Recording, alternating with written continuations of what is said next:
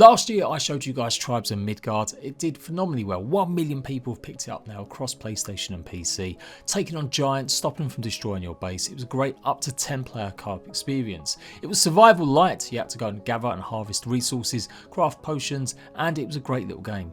It was relying on seasonal content where they would add new variations mid-season, and then each fresh season would add a different type of boss, a different way to play. They added boats and ships as well as unique different events and the ability to swim, yay! But it is a little bit dry still. Sometimes the game does run out a little bit of content, and unless you're really dedicated to playing it over and over again, it kind of did die off quite a bit, because once you defeated the giants there wasn't that much left to do. It didn't really feel like that sense of progression maybe that you got in other games, and so the devs recognise this. They are adding a full-blown survival mode to the game. But that does come with a bit of a negativity. They're not going to be doing a refresh. During the seasons they normally do some sort of refresh, they reskin the boss, make it a bit different, add some new abilities or runes, and that keeps the player base hopefully a little bit happy. But they're going to be taking their bit of extra time to make sure that Season 3 when it launches does include their brand new season mode, and I'm very excited about this. I'm very much looking forward to it. They've had a 100-day challenge, or it was a endless survival mode where you could just carry on playing, but the giants would always come and attack you still. But they're trying to say now that it will be a complete open world. There won't be any giants coming to destroy your base. You can set up your base, your camps, absolutely anywhere on the world. And as you can see from this video from their creative director talking about it, it was definitely one of the most requested feedbacks, that they make the survival a little bit more robust, have something a bit more interesting with it, and make it so you can actually have your bases. It was one of my criticisms as well when I did my review, that it'd be great to be able to set up your bases or camps anywhere. So when the Season 3 update drops, we're going to have a new boss, the old OG way to play it, where you go and take out the giants and then the saga boss in a limited amount of time before things get too hard and your village gets overwhelmed. And then they're going to have this brand new survival mode on top of it, where it actually have base building. You can set your bases up absolutely anywhere, and it's revamping basically what they already have. Revamping their skill system as well, so you'll be able to go and unlock a whole bunch of new skills and blessings and stuff to give your character a bit of OP Vikingness. They're also announced that they're doing beta testing. They're going to be doing this, I'm guessing, on PC only, and you've got to be part of their MIDGARDian program. Kind of a bit disappointed that you have to sign up for something. I do hope they change their mind and they just make it open and have a proper beta period or beta testing area where you can sign up. Steam has a bunch of games that allow you to have second branches, and that would be the best way to do it without having to sign up for another kind of program. I know they're pretty cool with this and it's a good little thing, you can get some rewards and stuff, but I would say it's not really the done deal. The game's out, like, just open up a second branch and give us the password, let people give feedback, let people try and test out stuff, rather than be the most devoted that have to go and sign up for a website and then only maybe get access to it. Because the website or the program had you having to hit markers of playing. I just didn't think it was all that. I think they should really just open it up to everyone. But it's still a great thing. They're going to be opening this up hopefully soon, and then that means we'll get a chance to take a look at the survival mode. I do hope they're not putting it behind NDA as well. I actually think it would be better if they did have that second branch open. Content creators can just dip in and dip out. If they add or change anything as the game goes through, effectively giving it another early access kind of hype or business, and that's good. That means it gets in people's eyes. It's a great game, it just, because it wasn't available on all platforms, it didn't have as much hype. Obviously 1 million copies is still fantastic, that makes it a success for sure, but numbers are extremely low at the moment, like dipping into the only few hundreds currently playing it on Steam.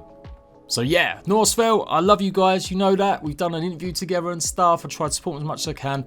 Please don't make people go through hoops. Just have it set up in your Discord, a second channel with the password, like VALHEIM do, and obviously every other game, survival game under the sun, has second branches. Don't make people go and sign up for extra hoops to give you feedback. I know it's better to get that feedback directed and focused, but what normally happens is you get the hardcore players only. They'll come in and they'll just give you good feedback, yes, but it won't account for newer players. It won't account for people that maybe play it a bit more casual, and then you either make the game too hard or it just becomes a bit unbalanced. You need a good plethora. I'm not saying you'll get 1 million new people trying it on a second branch, but just accessing it the easiest way possible does mean you'll get more people trying it out. And that's what the game needs right now, since it is pretty dead at the moment. So if we take a look at the dev blog, it just says no other extra information about when Saga 3 or Season 3 is going to debut. They're completely revamping the construction system, so we'll be able to make bases like this. The blessings and stuff that we already went over. And actually they've got more details here that giants will be available in the world, so you can go and find them and take them on. Yay, this is great stuff. Does look like the Saga bosses are also going to be found along the world as well, so you'll be able to go and take them on. In survival mode, of course. Like I said, when the Season 3 update drops, the regular way that the way they want you to play it will be the way that you can. I also do hope they add offline play to it as well. It really needs it. And that's pretty much it. No other release dates. And as I said, I implore them, please don't make it that the only way you can access it is via this Guardians thing. I'm not a big fan of any company or any game making me sign up for something and go through a bunch of hoops just to help test it out. I've already bought the game. Like, once the game's out, you shouldn't have any extra hoops to go and have to play content, even if it is beta content.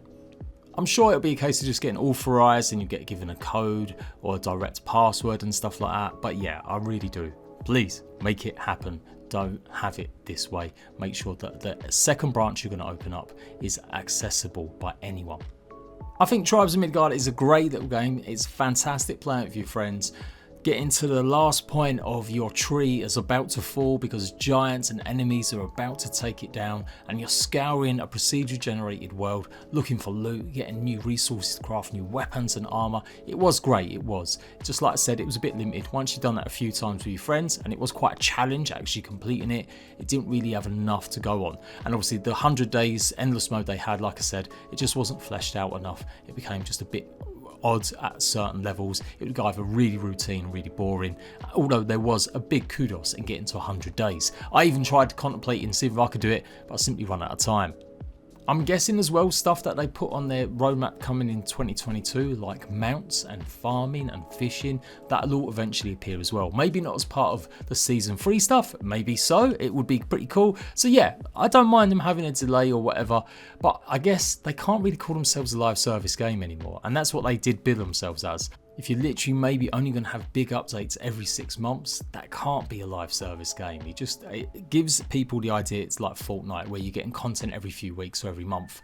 So I think they probably need to retune it, drop the season content and just call it what it is, like a big update, the giant update, the new boss update. I don't know, I'm not a marketer, but you get the idea. I think it could potentially put people off if they read, or they might give it bad reviews if they keep seeing stuff like live service, but then they don't actually get the live service part of it. But there we go, that's the news. I am excited, don't get anything I've said, a little bit of constructive criticism twisted. Very cool to try this out again. I couldn't try Season 2 out because it was just launching at a bad time, right before Christmas, and I had way too many other games and other stuff going on. But I really do enjoy the game, so I'm hoping that whenever it drops, it won't be too busy again, and I'll be able to show you guys all the new stuff and the survival mode. So I really do think the game was a great little gem. So go and check it out if you see it on PlayStation and PC. And if I hear any news about it ever coming to other platforms, I will let you guys know. Until next time, this has been a small little mini survival show, and I'll see you at bags later. Bye bye.